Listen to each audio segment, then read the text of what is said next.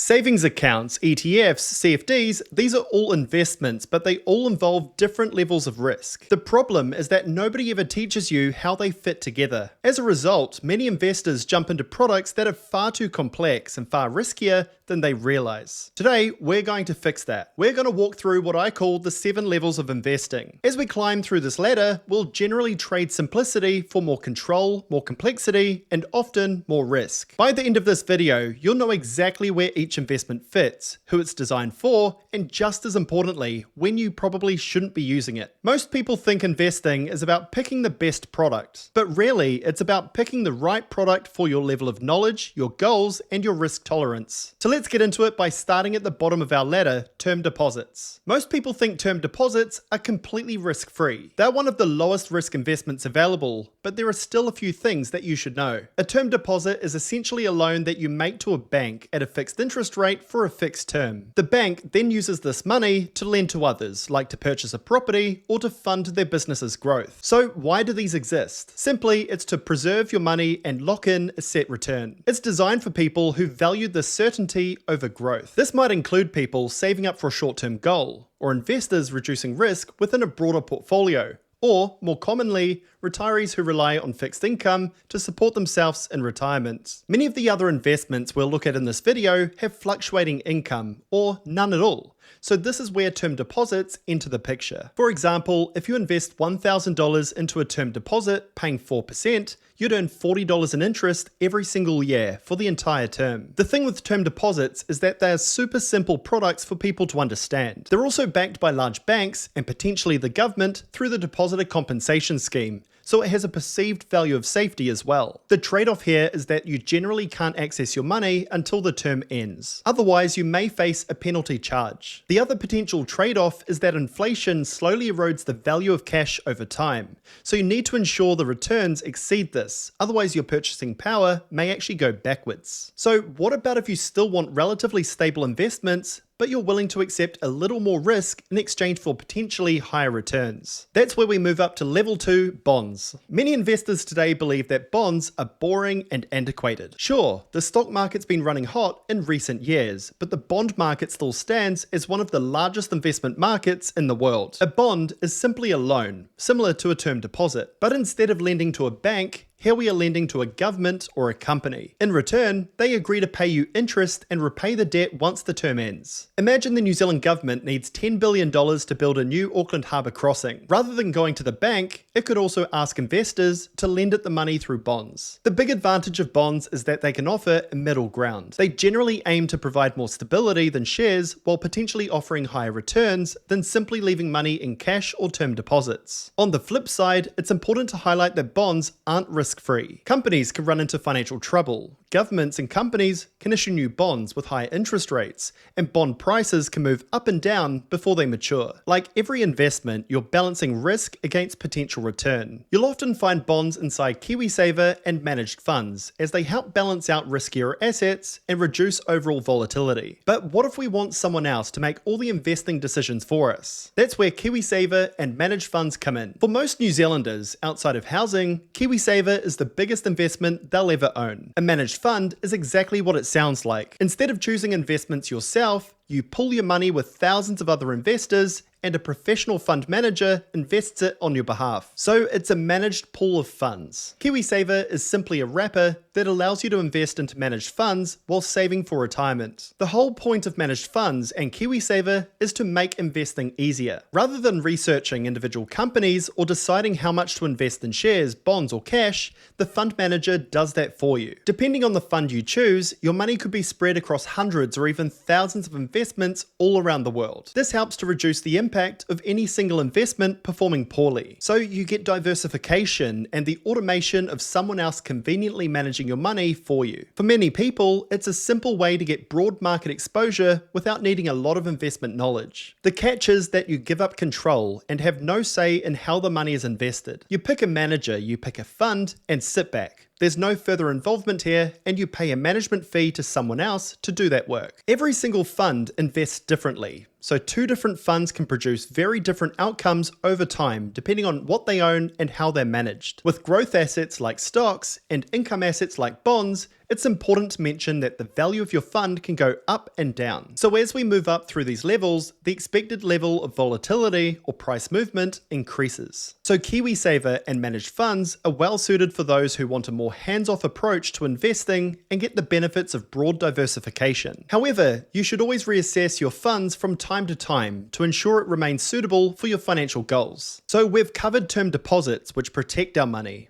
We then explored bonds, where we lend our money. And the third point was around paying professionals to do it all for us. The fourth level of investing is ETFs, where we take back some control. An ETF, or exchange traded fund, is a single investment that can give you exposure to hundreds or even thousands of companies in one purchase. Instead of buying individual stocks, you're buying a small piece of many at once. Think of it like buying the whole fruit basket instead of trying to pick the sweetest apple. If one apple turns out to be rotten, it doesn't ruin the whole basket. There's a common misconception that managed funds and ETFs are the same thing, but they're not. With a managed fund, you're effectively hiring someone to decide what to buy. Here, you get a bit more control. You could go broad by following an index like the S&P 500, or you can narrow down to specific industries, countries, commodities, or even cryptocurrencies. Let's take AI for example. People often debate which stock to buy. Nvidia, AMD, Google, SanDisk, which one? If we buy a thematic ETF, like a box of favorites, you get a little bit of them all. So ETFs allow you to purchase a small slice of a lot of assets at once, and you can buy them off the exchange through a broker just as easy as buying an individual stock. So the advantage of ETFs is that you can invest broadly across many companies, countries, or even industries. ETFs also tend to have relatively low management fees when compared to actively managed funds, as they typically follow an index and most don't individually pick stocks. The one thing that investors need to know about ETFs is that diversification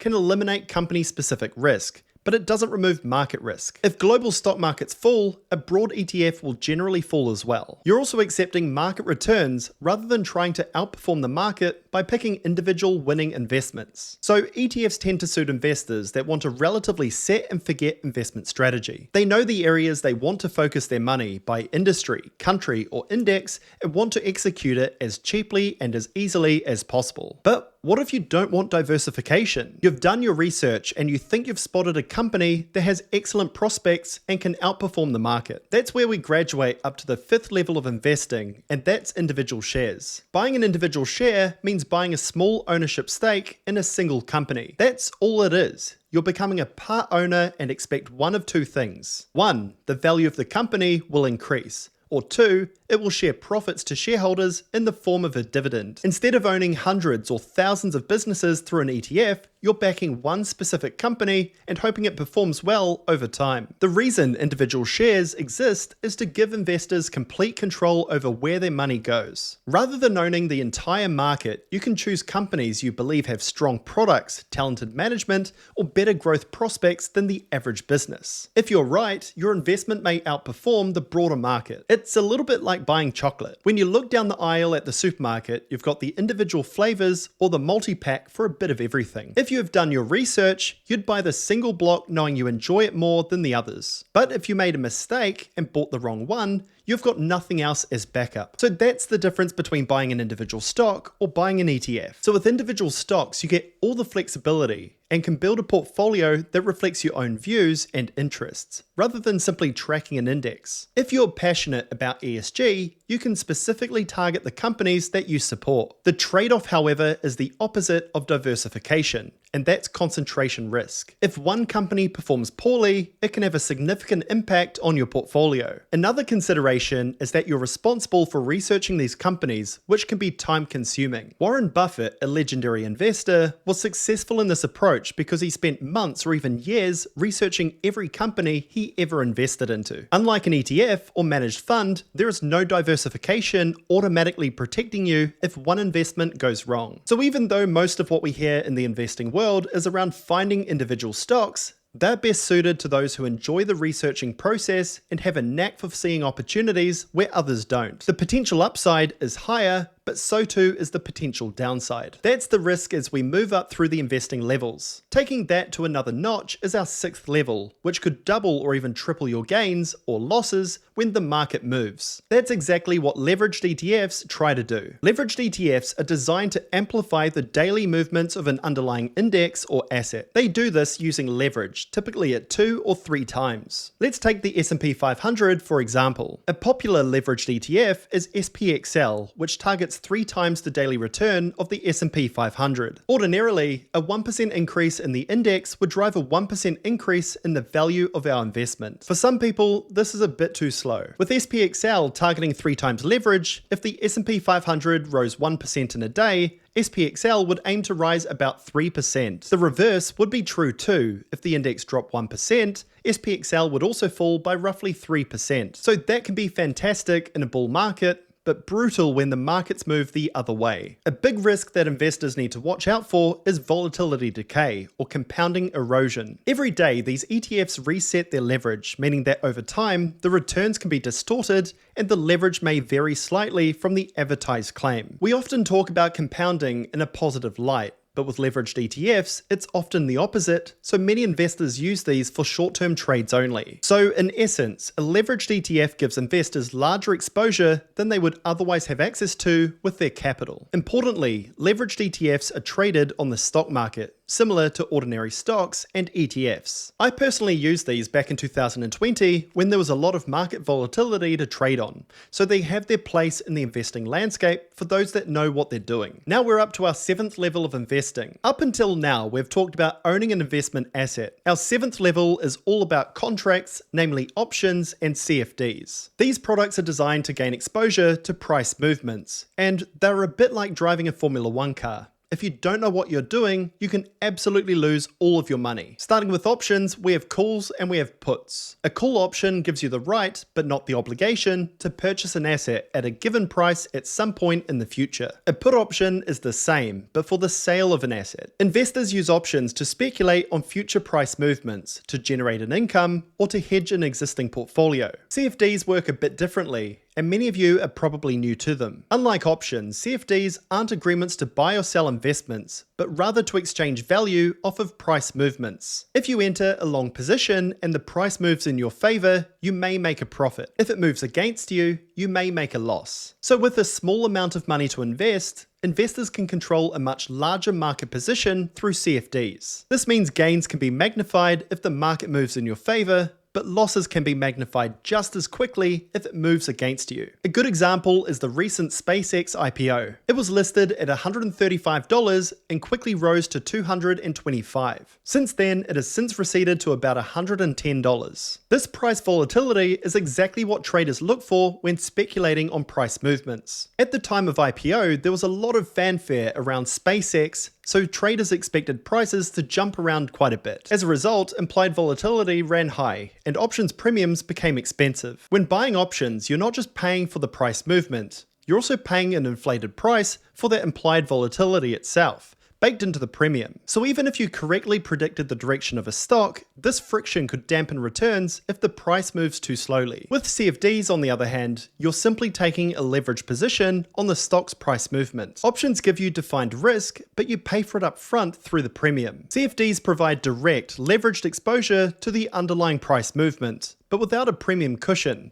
so your downside moves just as fast as your upside. That's the difference with CFDs, and why they're both considered level 7 investments in this model. One of New Zealand's biggest names in the CFD market is today's video sponsor, BlackBull Markets. Founded in Auckland back in 2014, they've quickly grown into a global trading platform serving clients in more than 180 countries. It's one of those Kiwi success stories that many New Zealanders probably have never heard of. Through a single account, traders can access more than 26,000 markets across shares, indices, commodities, forex, and cryptocurrencies, meaning they don't need multiple brokers to trade different asset classes around the world. Experienced traders can also choose from platforms like MetaTrader 5, cTrader, and TradingView, while people wanting to learn can make use of educational resources and demo accounts before putting real money on the line. You may have also seen BlackBull's name outside the investing world as well. They're the principal sponsor of Auckland FC, a major partner of the Starship Foundation, and Milford Asset Management is a significant investor in the business. As with any broker, it's important to remember that a platform is simply a tool. The outcome depends on the decisions made by the trader, and CFDs are a high-risk product that won't be suitable for everyone. Understanding how they work and the risks involved should always come before placing a trade. If you'd like to learn more about BlackBull Markets, I've left a link in the video description below. So there you have it, 7 levels of investing. Starting with term deposits, we talked about protecting our money. Then we moved on to lending it, letting professionals invest, investing ourselves, and then choosing our own companies. After that, we introduced leverage and finished with contracts. But here is the most important lesson.